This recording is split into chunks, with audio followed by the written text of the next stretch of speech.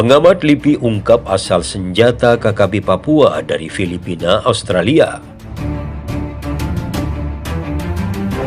Lembaga Ilmu Pengetahuan Indonesia atau LIPI membeberkan sumber senjata api yang kini digunakan oleh kelompok teroris KKB dan OPM di wilayah Papua dan Papua Barat. Peneliti senior LIPI Hermawan Sulistyo menyebut bahwa KKB dan OPM memiliki beberapa sumber untuk mendapatkan senjata api dan amunisinya. Pertama, menurut Hermawan, senjata api tersebut didapatkan dari pasar gelap internasional terbuka. Kemudian yang kedua, mereka mendapatkannya dari pihak-pihak tertentu di luar negeri, terutama di negara Filipina Selatan. Ada juga bom, TNT, serta senjata organiknya, polisi dan tentara Filipina Selatan, tuturnya. Kemudian sumber lain senjata api KKB dan OPM tersebut juga berasal dari negara Australia dan Papua Nugini. Menurutnya, kedua negara tersebut seringkali mengirimkan senjata api untuk para separatis tersebut. Terakhir, mereka mendapatkan senjata api itu dari aksi penyerbuan ke pos TNI dan Polri, katanya. Hermawan mengungkapkan, biasanya OPM dan KKB memastikan ada atau tidaknya senjata api di pos TNI dan Polri. Setelah dipastikan ada senjata api, barulah KKB dan OPM melakukan penyerbuan di pos TNI dan Polri. Jadi kalau nyerbu, yang dipastikan itu ada atau tidak senjata di sana. Kalau amunisinya gampang mereka itu, yang penting ada senjatanya dulu yang direbut, ujarnya. Kecaman terhadap kelompok kriminal bersenjata atau KKB Papua terus berdatangan. Kali ini dari pengamat intelijen Stanius Srianta. Ini aksi biadab yang dilakukan KKB kelompok anti pemerintah, kata Stanlius.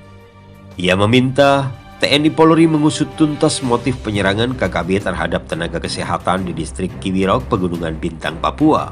Kendati demikian, pihak aparat TNI Polri terlebih dahulu mengungkapkan pemasok senjata kepada KKB agar motifnya dapat diketahui. Pemasok senjata, penyandang dana harus diungkap dan ditangkap supaya dapat diketahui motif mereka sesungguhnya, ucapnya. Ia juga meminta pemerintah harus lebih tegas memberantas KKB Papua karena meresahkan masyarakat. Pemerintah harus tegas memberantas mereka. Ini sangat meresahkan dan menjadi ancaman serius tidak hanya bagi aparat keamanan, tapi juga bagi masyarakat Papua, tuturnya. Sebelumnya, baku tembak antara personil gabungan TNI Polri dan KKB terjadi di distrik Kiwirok, Kabupaten Pegunungan Bintang, Papua. Selanjutnya, berlanjut pada peristiwa serangan dan pembakaran sejumlah fasilitas pelayanan publik. Itu seperti puskesmas, perumahan, para tenaga kesehatan, sekolah SD dan SMP di distrik Kiwirok. Aksi teror itu telah mengganggu dan menimbulkan ketakutan di masyarakat. Sebanyak 11 orang nakes mengalami luka-luka, 1 orang meninggal dunia dan beberapa dinyatakan hilang. Kodam 17 Cendrawasih telah mengirimkan pasukan tambahan untuk mengamankan wilayah distrik Kiwirok dan sekitarnya, serta mengejar pelaku. Kepala Biro Penerangan Masyarakat Divisi Humas Polri Brigjen Rusdi Hartono menyebutkan bahwa keamanan tenaga kesehatan di pulau saat ini menjadi perhatian aparat TNI maupun Polri. Rusdi mengatakan jajaran TNI Polri juga berupaya mengembalikan kondisi di Papua kembali kondusif setelah insiden di distrik Kiwirok, Papua. Tentunya ketika ada dorongan untuk bagaimana bisa mengamankan nakes, ya itu menjadi perhatian TNI Polri untuk bisa mengamankan itu, ujarnya. Sehingga pelayanan-pelayanan kesehatan di Papua bisa berjalan dengan baik, lanjut Rusdi. Peneliti senior LIPI Hermawan Sulistyo menyebut bahwa KKB dan OPM memiliki beberapa sumber untuk mendapatkan senjata api dan amunisinya. Pertama, menurut Hermawan, senjata api tersebut didapatkan dari pasar gelap internasional terbuka. Kemudian yang kedua, mereka mendapatkannya dari pihak-pihak tertentu di luar negeri, terutama di negara Filipina Selatan. Ada juga bom, TNT, serta senjata organiknya, polisi dan tentara Filipina Selatan, tuturnya. Kemudian sumber lain senjata api KKB dan OPM tersebut juga berasal dari negara Australia dan Papua Nugini. Menurutnya, kedua negara tersebut seringkali mengirimkan senjata api untuk para separatis tersebut.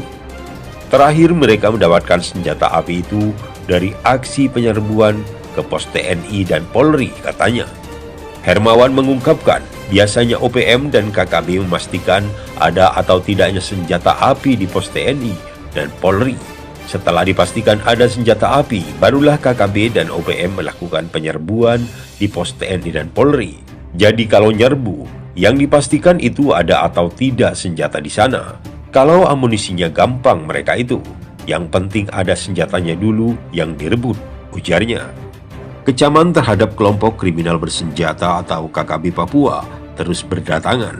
Kali ini dari pengamat intelijen Stanius Rianta. Ini aksi biadab yang dilakukan KKB kelompok anti pemerintah, kata Stanlius. Ia meminta TNI Polri mengusut tuntas motif penyerangan KKB terhadap tenaga kesehatan di distrik Kiwirok, Pegunungan Bintang, Papua. Kendati demikian, pihak aparat TNI Polri terlebih dahulu mengungkapkan pemasok senjata kepada KKB agar motifnya dapat diketahui. Pemasok senjata, penyandang dana harus diungkap dan ditangkap supaya dapat diketahui motif mereka sesungguhnya, ucapnya. Ia juga meminta pemerintah harus lebih tegas memberantas KKB Papua karena meresahkan masyarakat. Pemerintah harus tegas memberantas mereka. Ini sangat meresahkan dan menjadi ancaman serius tidak hanya bagi aparat keamanan tapi juga bagi masyarakat Papua, tuturnya. Sebelumnya, baku tembak antara personil gabungan TNI Polri dan KKB terjadi di distrik Kiwirok, Kabupaten Pegunungan Bintang, Papua. Selanjutnya, berlanjut pada peristiwa serangan dan pembakaran sejumlah fasilitas pelayanan publik, itu seperti puskesmas, perumahan, para tenaga kesehatan, sekolah SD dan SMP di distrik Kiwirok. Aksi teror itu telah mengganggu dan menimbulkan ketakutan di masyarakat. Sebanyak 11 orang nakes mengalami luka-luka, 1 orang meninggal dunia dan beberapa dinyatakan hilang. Kodam 17 Cendrawasih telah mengirimkan pasukan tambahan untuk mengamankan wilayah distrik Kiwirok dan sekitarnya, serta mengejar pelaku. Kepala Biro Penerangan Masyarakat Divisi Humas Polri Brigjen Rusdi Hartono menyebutkan bahwa keamanan tenaga kesehatan di pulau saat ini menjadi perhatian aparat TNI maupun Polri.